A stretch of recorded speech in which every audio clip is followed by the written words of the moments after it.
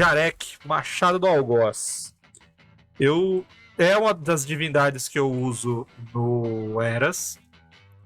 E é por isso que eu trouxe ela mais anotadinha aqui. Eu vou falar ela mais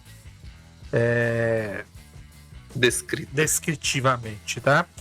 O Panteão dos Anões, ele é formado pelos primeiros anões surgidos. Então, lembra que eu falei da divindade, que ela se ordenou do caos, ela criou consciência, ela começou a influenciar tudo. E a partir da influência dela foi o surgir das coisas que se conhecem. Porque o caos não é o vazio. O caos é a desorganização das coisas. Então, quando ele vai organizando as coisas, vai surgir na Terra e ele cria Caixir, que é o cenário. E a partir disso, a consciência dele provoca novas consciências. E essas novas consciências influenciavam as criações dele. E começou a surgir os elementos de natureza. Então ele não é o criador de tudo, propriamente dito. Não é que tudo que existe no cenário, ele foi lá e falou, não, eu quero que exista o ornitorrinco. Não. Ele criou coisas e criou coisas que alteram as coisas que ele criou. Então através dele veio a mudança. E conscientemente ele criou um ser inteligente. Ele criou um ser inteligente que foi o primeiro elfo. E ele observou o ser inteligente porque não foi ele que criou os animais. Ele percebeu que os espíritos que estavam existindo criaram os animais ou se transformaram em animais. E ele falou assim, cara, que coisa bacana isso daqui, cara. Eu não tentei, eu vou tentar. E ele criou o elfo, achou bacana, criou mais uns elfos e ficou vendo como é que eles se viravam lá na natureza. E ele viu que eles eram ágeis, eram não sei o que, e se organizavam, inteligentes e tal. Ele pensou assim, cara, eu vou fazer uma parada mais nervosa aí. Eu vou criar para aquela outra região um ser apropriado para aquele cenário ali, porque eu criei aqui para as matas e tal. Eu vou criar um para ali. E ele foi e criou os anões. Ele criou 3 anões a primeira vez, juntos. E 2 deles eram os que foram criados ao mesmo tempo, os 2 primeiros. Darfertin, que ele criou sendo a primeira ideia que ele teve de pai, né? Aquela ideia paterna. Ele falou assim, eu vou criar esse aqui, que esse aqui vai ser o pai. E eu vou criar esse aqui, que vai ser o irmão, que é o Jarek. Jarek é irmão de Darfertin. Porque ele criou com as 2 mentalidades. A primeira com o cuidado e o segundo do companheirismo. Foi o que ele imaginou. Só que, quando ele criou e soltou a galera e criou a terceira divindade lá, que não vem ao caso, ele criou e foi observar o que ia acontecer. O que aconteceu Darfertin, ele protegia os seus. Então ele protegia os irmãos e tudo mais, e queria o bem, inspirar, ele queria ajudar, e a partir daí ele começou a construir, foi ele que criou as casas, ele que criou a forja, ele que começou a transformar. E o Jarek era a força bruta, porque ele via o mundo de uma maneira mais, como direi, ele via o mundo de uma maneira mais realista. Existiam coisas que protegiam, mas existiam coisas que matavam. Existiam coisas que poderiam levar à sua destruição.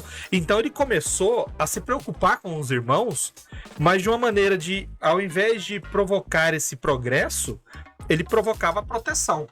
Então ele se colocava à frente dos perigos. E essa interação desses 3 irmãos criou uma coisa chamada o Espírito dos Anões, que é uma coisa que eu adoto no cenário.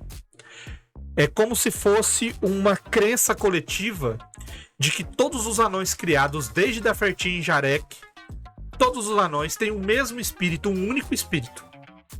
Para todos.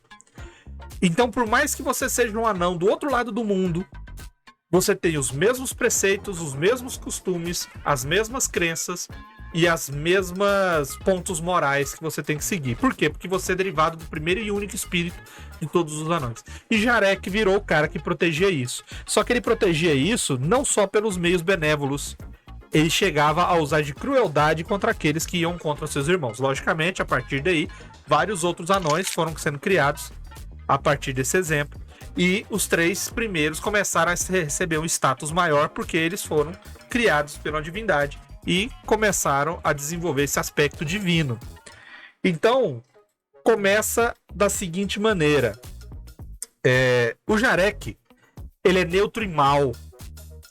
Ou seja, ele gosta de fazer maldade e não liga muito para as regras se o objetivo dele for mais importante, for considerado mais importante. Ele tem as regências sobre o combate, sobre a guerra, sobre a fúria e matança. Mas não a matança sanguinária e tipo, eu sou malvado, eu quero matar por matar. Mas é a matança no conflito, tá? Ele utiliza símbolos como a cabeça de dragão, 2 machados cruzados, ou um crânio preso numa lança ou em cima de uma pedra. As armas deles preferidas, as armas que ele prefere, são os machados, tanto único quanto duplo. E ele considera alguns animais e plantas sagrados.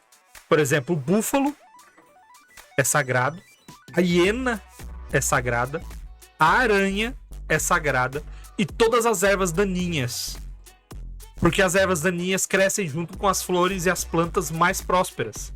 Ou seja, seria Dafertin e Jarek crescendo juntos, tá?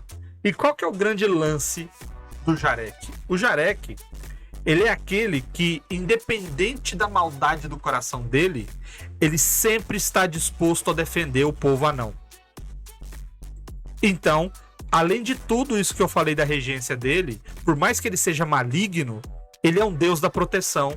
E todos, inclusive clérigos benevolentes, oram para ele em momentos de dificuldade, porque é da força dele que eles vão extrair a capacidade de combate, de defesa da sua...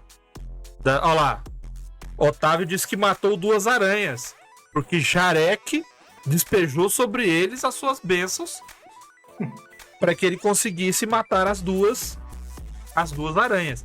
E o interessante do Jarek é que a história dele, de fundo, é a seguinte: ele era protetor dos anões e ele viu que os anões prosperaram muito bem.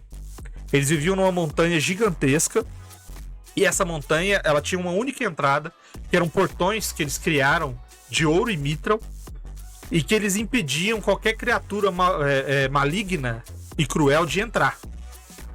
E eles prosperaram muito bem. Quem vigiava o portão era Jarek. Só que Jarek praticamente não trabalhava mais, porque o portão impedia qualquer entrada. E Jarek olhou para o povo anão e viu que o povo anão estava ficando muito fraco, porque eles não mais tinham que combater os perigos do mundo.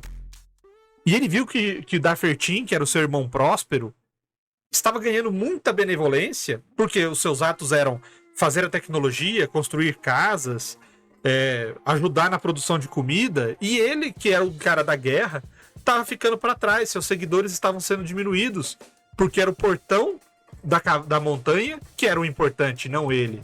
E ele, marotamente, para dar uma lição na galera, ele abriu os portões e deixou uma criatura mitológica com cabelo pichain e parecida com a Medusa entrar. E aconteceu uma carnificina. A galera não estava dando conta de enfrentar essa criatura que chamava Grinzuk. Não estava dando conta de enfrentar essa galera. E Dafertin começou a defender o seu povo. E aí, quando ele foi ver que a brincadeira tinha ido longe demais, ele foi lá ajudar o Dafertin a batalhar contra essa criatura, enquanto os anões fugiam. E é nessa hora que a batalha foi tão negociada, né, tão difícil, que a montanha foi demolida e os anões que sobraram tiveram que achar outros cantos e se dividiram. Então os anões todos vivem numa condição em que, no futuro, eles se reunirão ainda sobre a montanha prometida, né? Sobre o mesmo teto como era antes, e os deuses voltarão a viver como eles. E tem uma profecia chamada Profecia da Redenção, que é o poema 20, é o verso 52 do poema 20 de um livro chamado de Ramatê, que é um livro sagrado dos anões. E logicamente está colocado aqui como prosa, porque foi difícil de traduzir da linguagem antiga dos anões, que dizia o seguinte, ó, que das 7 vozes, o terror será a sexta a se levantar. A besta ressurgirá do seu fosso, que é o Grinzuk que foi trancafiado num fosso, arrebentando suas presilhas e roendo as cordas de vontade que a mantinham em seu exílio. Com força e violência, ela rasgará o véu e pisará novamente em Caixir, pronta para devorar as almas dos inocentes e digerir o corpo dos justos. O olhar de Grinzuk se deitará sobre tudo que existe e nada lhe trará medo, exceto o machado dourado da morte, a lâmina pesada do ódio e a crueldade de Jarek. A batalha do Guardião do Espírito dos Anões será sua redenção e a prova que as atrocidades, mesmo que erradas, serviram para proteger seus irmãos, seus filhos e seus seguidores. Jarek arrancará o coração da besta e será a primeira vez que uma divindade morrerá. E Grinzuk é uma divindade. Jarek alcançará a redenção e poderá lavar a maldade de seu coração, substituindo-a pelo amor e admiração, que receberá dos povos salvos, dos anões e dos não anões. Então, essa é a divindade. Sim. Eu criei. Isso aqui faz parte do panteão. Então, Jarek é uma divindade poderosa, menosprezada, mas ela ainda é útil porque ela é responsável por todo o sentimento de defesa e de conservação do povo anão. E uma coisa no cenário de Eras é que um clérigo anão, ele não segue uma divindade, ele segue todas. E é isso. É que é o necessário, né? Se você vive num mundo violento, você tem que responder com violência ali. Exatamente.